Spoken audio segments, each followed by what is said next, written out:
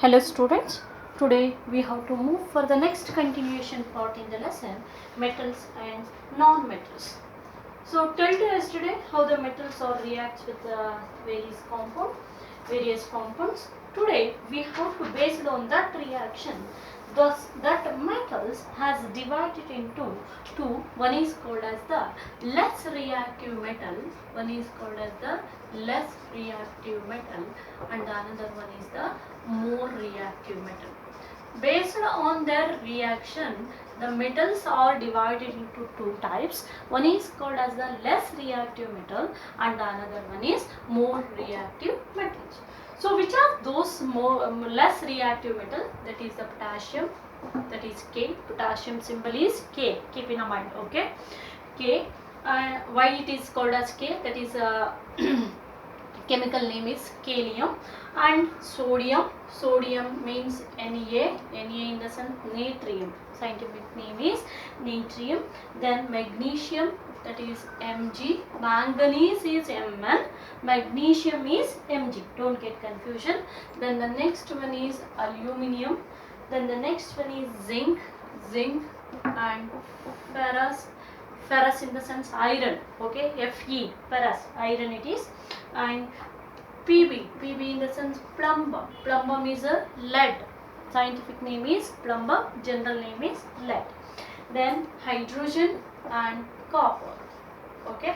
So these are the less reactive metals, which are those potassium, sodium, K means potassium, sodium, magnesium, aluminium, zinc, ferrous means iron, Pb means lead, plumbum and copper. These are the less reactive metal, and these are the more reactive metal. Sorry for this. These are the more reactive metal, and the less reactive metal are mercury in the sense Hg, hydrogenum, and silver in the sense Ag means argentum, and gold is the Au. So these are the less reactive metal.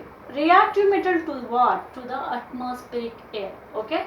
So potassium, sodium, magnesium. Sodium is more reactive compared to other metals, so that's why sodium is kept in a kerosene. I think you know about that. And also sodium is a very soft metal. It can be cut in a cut through the knife. I think you know about that, okay. Potassium, sodium, magnesium, aluminium, zinc, ferrous, plumbum and copper. They are the more reactive metals. So that's why I think you know about that. Ferrous is a more reactive. That's why it's the form of rust. You have already experienced. If you keep a copper vessel in your home and everything, the green spots and everything, dots has found on the copper vessel.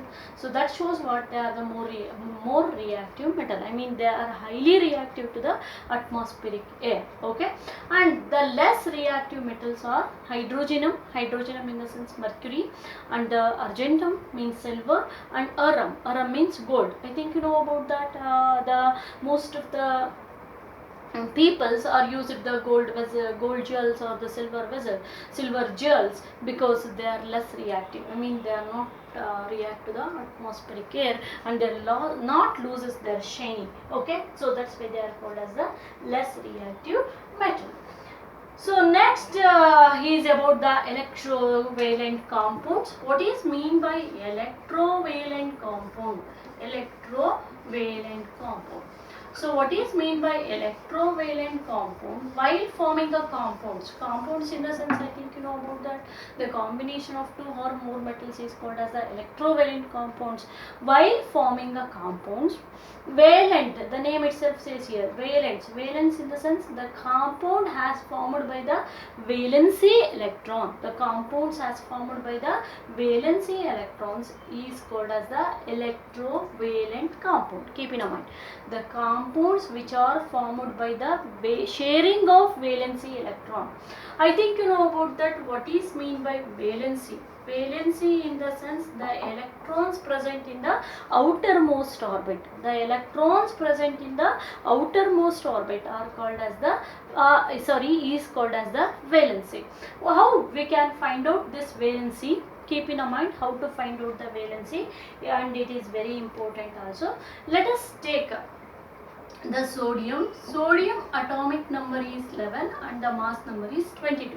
So for this you have to keep the periodic table with you to find out the atomic number and the mass number, or you have to learn the atomic number of the elements or mass atomic number. If you learn the atomic number, then it is easy for you to write the valency of other element or find out the valency and everything. Okay, so this atomic number is 11. So if we want to write the electronic configuration for the atomic numbers, not for the mass number. What is atomic number? The number which is written to the down of the left side of the element, that is called as the atomic number. The number which is written to the upside of the right of the element, that is called as the mass number. Okay, this is the atomic number, this is a atomic number, and this is a mass number. Don't get confusion. So if you know the atomic number for more elements or for most of the element, the mass number will be doubled. Only for a few elements the mass number will be varied. I mean, it's not double, nearby is there, or it's exceeding or decreasing. Okay, that thing you have to keep in mind. But if you know the atomic number, you can guess which is that atomic mass number. Okay, so here to write the electronic configuration, what is mean by electronic configuration? You know already. Electronic configuration means electronic configuration. So what is mean by electronic configuration? The arrangement of elements in a different suborbit or the main orbit, that is called as the electronic configuration. I think you know about that suborbit, that is the S, P, D, F, and main orbits are K, L, M, N. Right? Is it a? So these are the main orbits, and SPDF are the suborbits. Okay. So here, while writing the electronic configuration, we are we are taking the suborbits. So I will teach you how to write the electronic configuration very easily. Keep in mind. First, to write the electronic configuration, you have to get to know this table. You have to write down in your rough book. That is, first starting is 1s, next is 2s. It will be increasing to of the suborbits, 2s after 2p. So this is the second orbit, 2s, 2p, and in the third orbit 3s, 3p, and one more will be increased, that is 3d, and in the fourth orbit, that is 4s, 4p, 4d, and one more here also will be increased, that is 4f, and the fifth almost it is equal to the 4s, that is the 5s, 5p, then 5d and 5f. If you maintain this table, then it is easy to write the electronic configuration for any element. Okay, note down in a class books or in a rough note. So next 5 after we have to take a 6. Okay, so from 5 after we want to decrease the suborbits actually. Till to 5 we want to increase, till to 4 we want to increase, 5 we have to maintain as it is, and from 6th orbit we want to decrease that, 6s, 6p, 6d, then one more will be decreases, 7s, 7p, and one more will be decreases for 8s. So then we have to cross like that, vertically, sorry, not vertically, crossing lines should be want to maintain properly. So if we not maintain the crossing lines properly, we can't able to write the electronic configuration. That thing you have to get to know. So these are the crossing lines. Clear? So if we write after this crossing line after, we know maximum electrons in the SPDF orbit. So in a S orbit, the maximum electron is 2, and in P orbit, the maximum electron is 6, and in D orbit, the maximum electrons is 6, and in F orbit, the maximum electron is 40. You know already in the 9th standard. In a S orbit, the maximum electrons are 2, we can place. In a P orbit, we can place the maximum electrons are 6, and in d orbit we can place the maximum electrons are 10, and in a f orbit we can place the maximum electrons are 14. That thing you have to keep in mind.